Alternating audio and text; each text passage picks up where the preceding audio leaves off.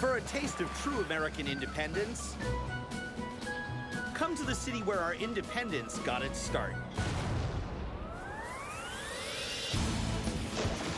There are plenty of people here who still take a lot of pride in doing things their way. Here's your office. This is my office.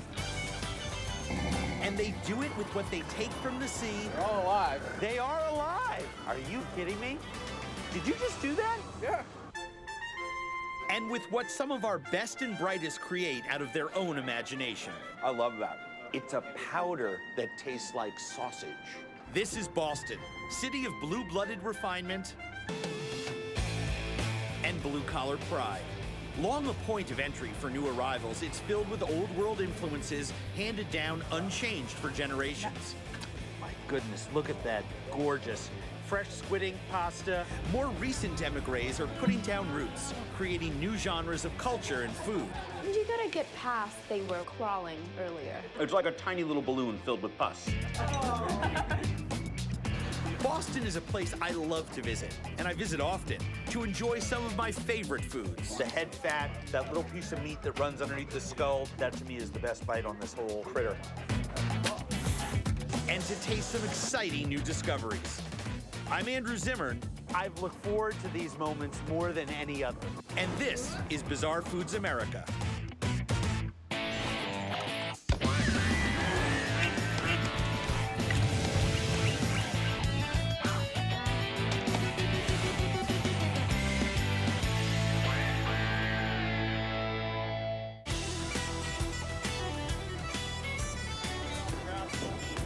For centuries, the fishermen of Boston and its surrounding coastal towns have gone down to the sea in ships. This morning, so am I.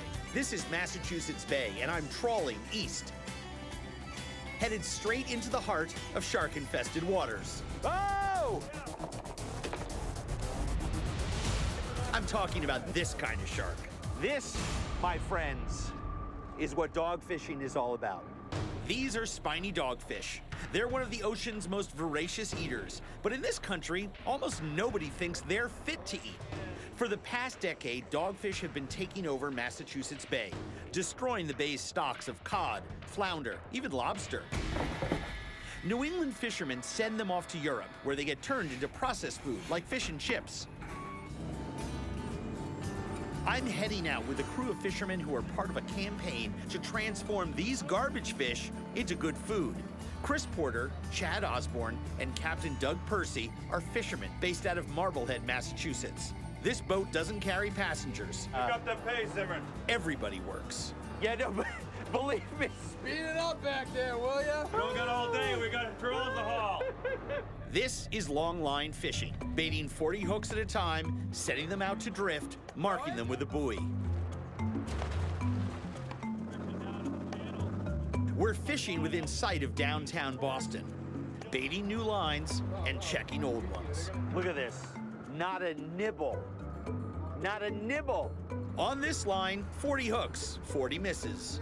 Dogfish travel in large schools, so usually you either come up with nothing at all or jackpot. We're so sad 20 minutes ago, and look what came in the boat. Now, do you see the way this guy is going after me? He's very lively. And look at those beautiful spots and the color in the skin. That's a beautiful fish, and how bright-eyed and bushy-tailed he is. That tail's also rocking a razor-sharp 4-inch spine that gives the spiny dogfish its name. Look at that barb. You do not want to get on the wrong side of that sucker. Can we quit playing with the fish and get back to work, please? yes. Right in the box. Look at this. That's a nice fish. Oh, my goodness. Within minutes, we've got nearly 3 totes full. So when you guys said there were a lot of them, you really weren't messing around. Is this usually how it is? Every hook. Every hook. As soon as they show up around June, all the other fish just disappear. Long lines can be a controversial fishing method, sometimes entangling animals people aren't fishing for. But by mid to late summer, dogfish are just about all you find in these waters. Fishermen can bring in nearly 10,000 pounds a day. Look at the size of that throat. That's why they'll eat lobsters and stuff. Hey, didn't you say something about the spikes? You got poked. It's caught pretty good. No, it's because you're a healthy guy. You're a healthy guy. Those barbed spines are wicked, as I can testify firsthand. Son of a bitch! Oh my God! Getting a barb in the arm is part of the initiation for this job. So are these. Oh my gosh, look at this. Fetal shark pups, and lots of them. The initiation, right? Eat one of them. So you want to become a real fisherman with me? They're all alive. They are alive. Yeah, grab it. Are you kidding me?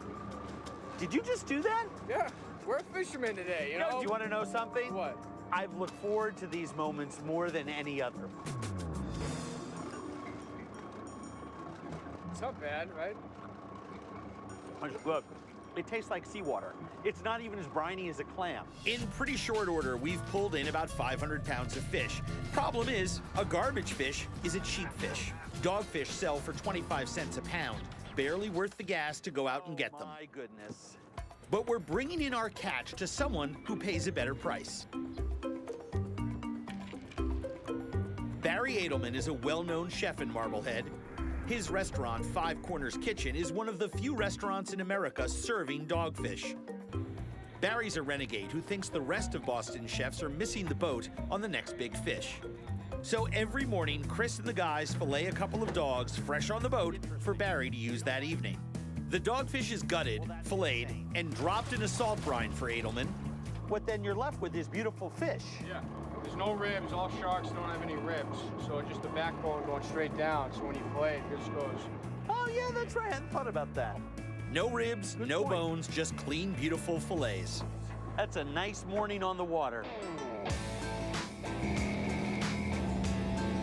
Today, Barry agreed to meet us at the dock and throw together a little something to prove his case for dogfish as fine fish. The prep is simple: pan-fried, served over white beans, arugula, and heirloom tomato salad. When I first opened the restaurant, took Chris on as my fish purveyor, he asked me, because I asked him about local fish and told me about dogfish, which I'd never had. The first time I tried it, I really felt like I discovered a buried treasure or something. Right. So what do you think? Was that your first bite? Fantastic. Very finely textured, kind of like trout. Not fishy at all. Extremely, extremely mild. Great mouthfeel. Dynamite. 2 bites, and I'm a believer. But if dogfish is so cheap, so good, and plentiful in these waters, why aren't more people eating it? It's psychological. There are plenty of times at the restaurant where I've just made it and sent it out, and people are like, oh my God, this is great. What is this? Is this haddock? Is this, you know? Yeah. As soon as you tell them it's dogfish, they go crazy. Yeah. Case in point, Chad and Doug confess that they've never actually tried the fish they're getting paid to catch. First bite ever of dogfish. Are you kidding me? Do you like that? I thought it was gonna be a lot more fishy tasting than. It's not fishy at all, Yeah, right? No, it's really not. Yeah, it's good. I like it. Honestly. You do like it? Yeah, I like it. You know, there's not many bad fish out there. There's just really bad cooks. That's you know? exactly right. And I'd rather take something that people think is garbage fish and try to make it good than rely on all the fish that people like, scallops and lobster, and, you know. I say the same thing every time I dine out. We need to extend our food choices, especially proteins. It can preserve jobs, restore habitats under stress, and it tastes pretty good too. Thank you. That was unbelievable. My pleasure. Thank you so Very much. well. This is a good day. This is a new way to eat Boston seafood. And this way honors old world traditions. That gorgeous fresh squidding pasta, little sauteed squid in there. Whether it's squid in the pasta, broccoli on the sandwich, or pig face in the salumi. That's fantastic. Little pieces of tongue and cheek and ear and fat. Easy on the gelatin.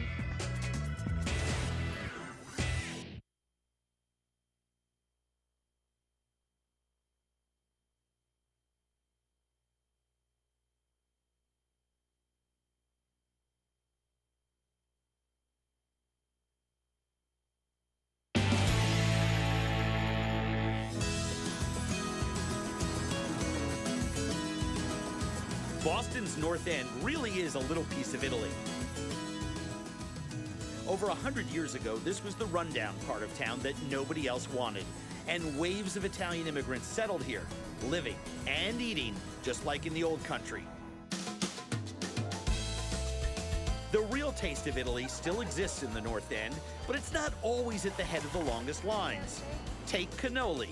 The guidebooks will tell you Mike's is the place to go.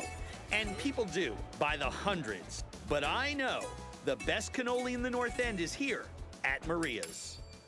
Let me tell you, I never would put outside in the store something that I will not eat myself or I like it. You're here every day? I'm here every day, 7 days a week. For 30 years, Maria Marola has been baking her cannoli shells fresh every morning. The filling is pure whipped ricotta cheese, always filled to order. That's the best cannoli in town. Not even close. Old-fashioned. Oh my gosh. With classic food, ingredients are always simple.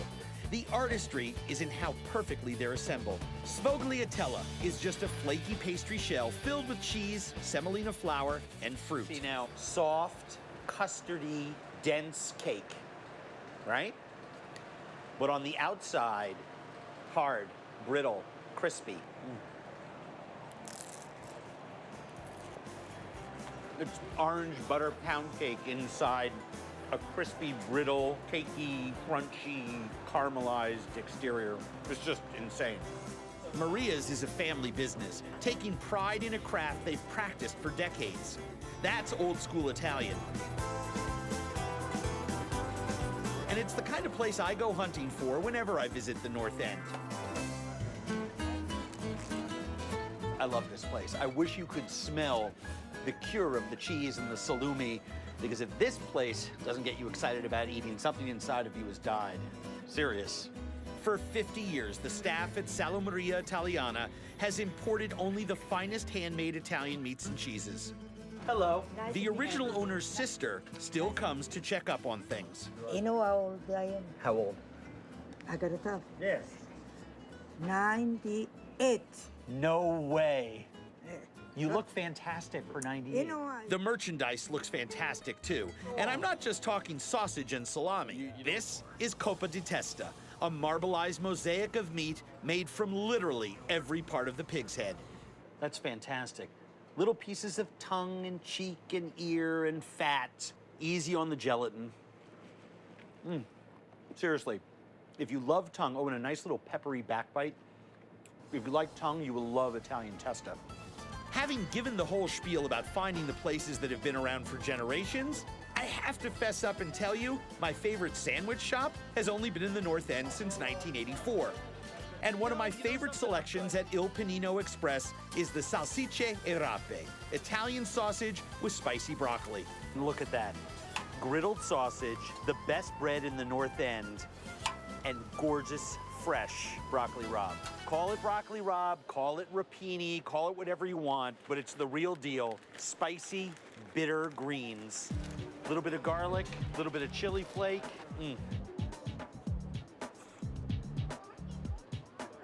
The spicy, bitter broccoli is the perfect foil for the sausage. Oh, heavenly. If I had to pick one place that sums up what to look for in the North End, I'd go with the Daily Catch. There are 7 brothers working here. The Freddura boys, whose grandfather came here from Sicily back in 1929. The restaurant started out as a fish market, hence the name. It's still not much bigger than a market stall. No frills, no reservations, and the menu is whatever came in fresh within the last 24 hours. Today, that includes one of the world's least loved fish, skate. Not to put too fine a point on it, but this is an animal that pees through its skin. When it sits around too long, the way people in some parts of the world like it, it can taste like the dregs of an old ammonia bottle. But when it's done right, I adore it, along with cherry stone clams on the half shell and pasta nera, made with flour and squid ink. Look at that, gorgeous. Fresh squid ink pasta, little sauteed squid in there, parsley, olive oil, garlic.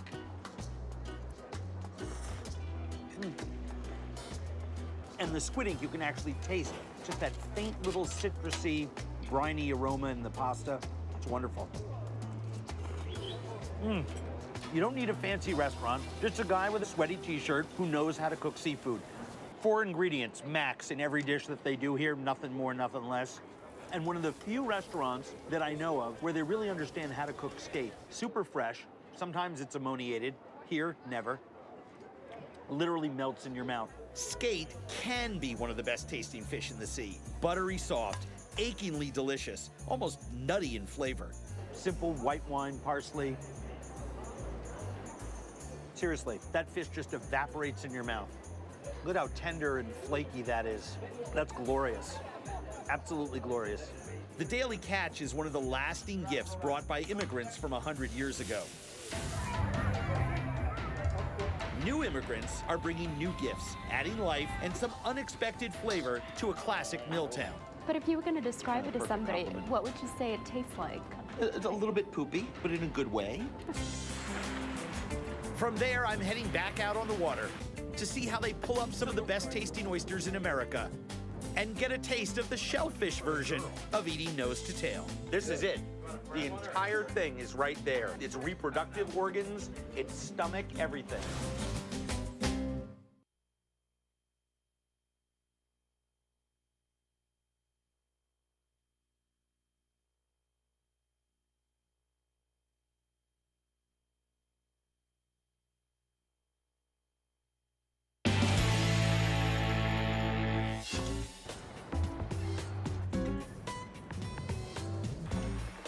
Lowell, Massachusetts is best known for two things: textile mills, now closed, and native son Jack Kerouac, now buried here. But there's new life and new energy in Lowell these days. It's now home to the second largest population of Cambodians in America. Only Long Beach, California has more. The annual Cambodian Water Festival here in Lowell draws 60,000 people. What draws me is the prospect of tasting real Cambodia in a uniquely American setting. Were you born here, or did you come over here with your parents, or how did it work? I am a child of war. Dewey Cole and her family arrived here as refugees 20 years ago. And she's now working as a U.S. park ranger, showing visitors the historic sites of Old Lowell. Today, she's showing me the city's Cambodian neighborhood, beginning with the food at Simply Khmer. Beautiful. Like a lot of Asian cooking, Cambodian cuisine emphasizes contrasts: sweet, sour, salty, and bitter. The rice porridge comes with bean sprouts, scallions, fried garlic, and blood cake. This was fantastic. You just taste wonderful, wonderful chicken broth, and there's bits of intestine in there and scallion. The blood cake just tastes like a beautiful, soft little meat custard. I mean, that's all it is. It's kind of my comfort food. Just remember growing up and feeling sick, and my mom would make me a bowl of this. The problem that I have with trying to convince friends to try dishes like this is all they see is the word blood cake, and they don't understand it's in salami, it's in bologna, it's in your steak. For an Asian restaurant catering to the usual American crowd, this kind of food would be an exotic novelty. But serving Cambodian Americans, it's no more exotic than cheese and crackers. Yeah, this is the crispy intestine. The same with the deep-fried pork intestines, with mustard greens, pickles, scallions, and dried chilies. You certainly know what that is when you eat it. But that's why the chilies and the pickled vegetable is so perfect, because the minute you start to taste that innard, all it washes over you, those sweet little pickles and... But if you were going to describe it to perfect somebody, compliment. what would you say it tastes like? It's a little bit poopy, but in a good way. The essential flavor of the real Cambodia is in the prahak, fermented fish paste. Coconut milk and fermented fish. Perfect combo. That's Cambodian food. And so many things are seasoned with that fermented fish, and there's so many different varieties. More varieties I learned in Cambodia than anywhere else in Southeast Asia. I mean, this is an anchovy meets citrusy lime meets coconut. I mean, I don't know how you can go wrong with that. The city of Lowell has made good business out of preserving and celebrating its past as a New England mill town, but the Cambodian influence is just as visible, and it's become an important part of the town's cultural life. The Angkor dance troupe was founded here in 1986 as a way for Cambodian families to preserve their heritage and share it with their neighbors. Dewey was a member of this troupe, and she's invited me to meet a family of dancers who preserve and share Cambodian traditions in the kitchen also. Hi. How you doing? Or as they say in Boston, how are ya? The kitchen is full of aunts, cousins, and one grandma. I saw you on TV all the time. Do you? But before you fart like that.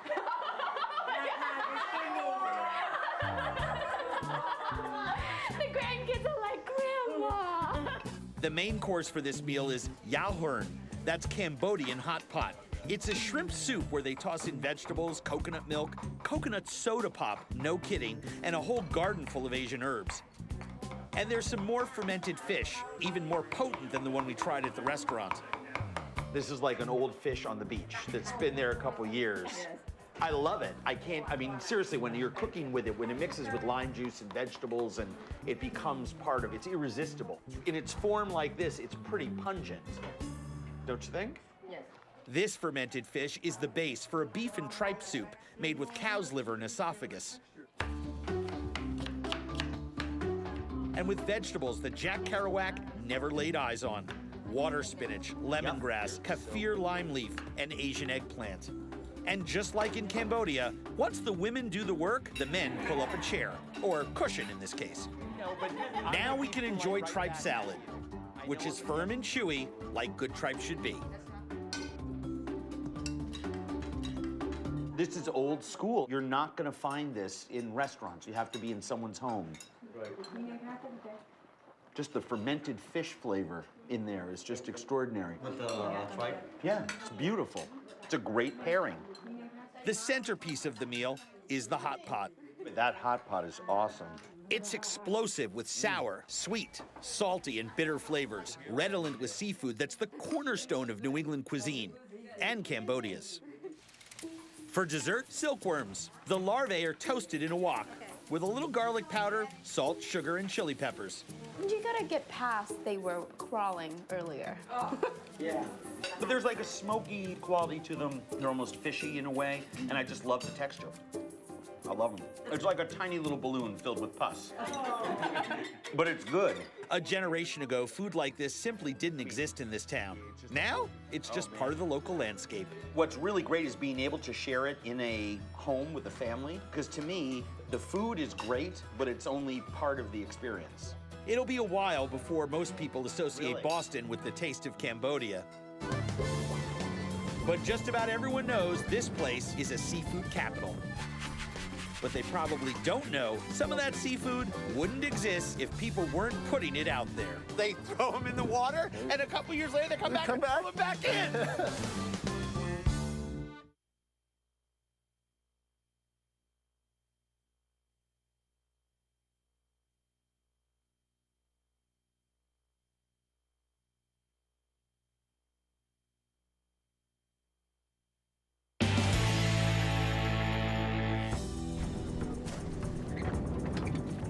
For anyone who loves seafood, this is treasure hunting. Oh my gosh. Raking the sea bottom for something as precious as gold doubloons. So the rake just fills up the basket. That's right. These are the oysters of Island Creek Farm in Duxbury Bay, Massachusetts, celebrated as the best tasting oysters in America. But the better story is how they get there in the first place. The farm journey begins on the docks of Duxbury, about 35 miles south of Boston. Skip Bennett is Island Creek's owner and founder. We're gonna take a look at the baby oysters. This is called an upweller underneath the dock. An upweller is just what it sounds like, a system that constantly brings up fresh seawater to serve